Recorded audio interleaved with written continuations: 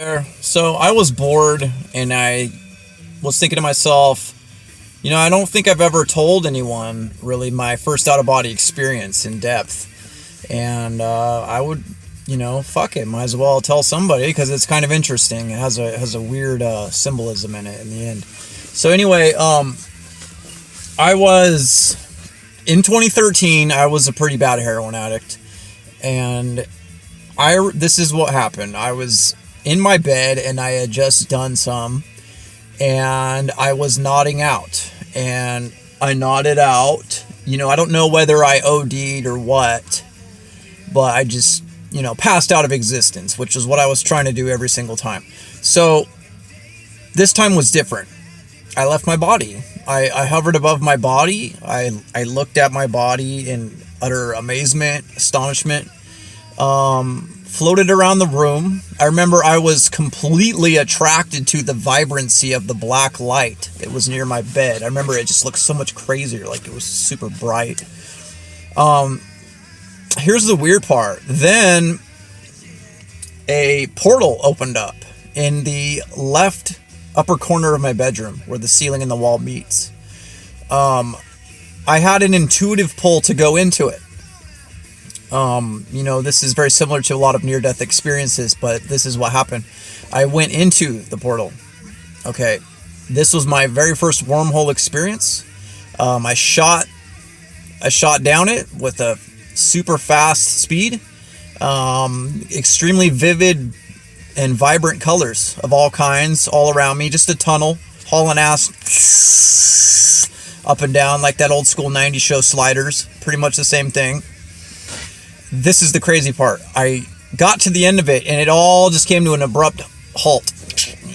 And I was just there, and all of a sudden a digital screen of sorts popped up, like a flat digital screen right in front of me. The entire entrance or exit of the black hole. And it had a question on it in digital letters. And this is the weird ass part. It said, "State your name." And this is what happened. I didn't know because I was confused. First of all, this was really fucking crazy what was happening to me. And second of all, I have a legal last name that I don't exactly use, so it threw me off, and I hesitated. And as soon as I hesitated, this thing shot me back all the way down the wormhole back into my body. Okay, that is the very first out of body experience I've ever had, and that I still don't know the symbology behind that. I believe it might be that I need to, it's not my time. I need to figure shit out more, obviously, if I'm still confused. So, and I've gotten deeper into it, like, oh well, that's the Earth Matrix, the prison matrix that surrounds the Earth, the reincarnation fucking the recycler of souls or whatever. You can get all fear-based of it like that, or whatever you want, but that's what it was. And I didn't really do anything special to achieve this first out-of-body experience. It just kind of forced itself on me. I had been for about 2 years really deep into esoteric knowledge, studying it, and had just started meditating and activating my chakras, sleeping with crystals, all that good shit, making my own holy water. So I had just delved into it, and I wasn't even trying to do it. I just accidentally did it, and that's what happened. And I spent so much time trying to achieve it after that. After that experience, I meditated and did a bunch of conscious breathing on my couch and managed to partly leave my body and get to that stage where your heart is rapidly beating and it like freaks you the fuck out. And it just kept scaring me because I felt like I was dying. So I couldn't leave my body. And then unfortunately I had to wait a whole nother year and to have my next out of body experience, and it was a fucking nightmare. I talked about it in my possession video. It was the one where I saw that demonic entity hovering over me. So, it sounds really scary, all this stuff, I know, especially to a beginner, and it was a little creepy to me at first. But and then I'm getting comments, and I just delete them immediately. I don't put up with that shit. Mostly religious people, they'll comment and be like, "You're summoning demons. What are you doing?"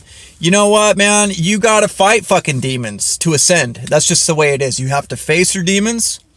You have to go deep into your dark, past, into your DNA, into your RNA, all that stuff, and dig up the dirt and raise its frequency and heal it, transmute it into the light.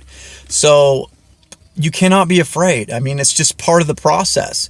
Nothing ever worth having was easy. You know what I mean? Do you think heaven's just going to be handed to you on a fucking silver platter because you worship some dude and did nothing else? That's not the way it works. You have to elevate in dimensional levels of consciousness your consciousness. So, don't be afraid, because that's the only thing these things ever have on us, is the illusion of fear.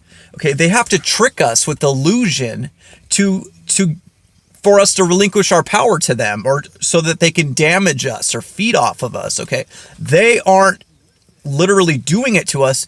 They are tricking us into doing it to ourselves, and that's the key. You need to understand that the soul is indestructible. Okay, nothing can destroy it.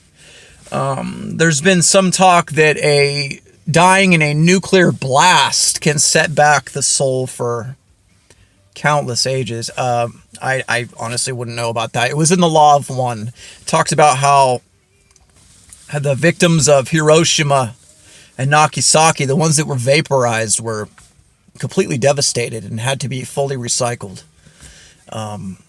So, I'm not trying to get into the fear part of it. What I'm trying to say is these demons, these fucking shadow people, whatever the hell you want to call them. I mostly call them the shadowed flame, because they're just that. They're not the secret fire, that we all have through our connection to source. Because we have a connection to the light, the purest light, the light of spirit that comes directly from source into our heart field, from our 0 point, our heart field. They don't have that. They've lost their connection to source. They are mostly disembodied. Okay, so their power is a lesser light. It is called the shadowed flame, and that's what I call them, and that's what Gandalf called them, and that's what I want to call them too. So don't be afraid, man. Just, you need to state your intentions with fucking the utmost certainty. If you're having a moment of sleep paralysis, or you're being attacked or anything like that while you're astral traveling or just lucid dreaming, you just need to state your intentions with the utmost certainty. You cannot hurt me. You are of the shadowed flame. I am a servant of the secret fire. I banish you with the violet flame. Stuff like this. Be creative. Once again, just be creative. So hopefully this helps somebody, and I love you very much. All right, have a good night.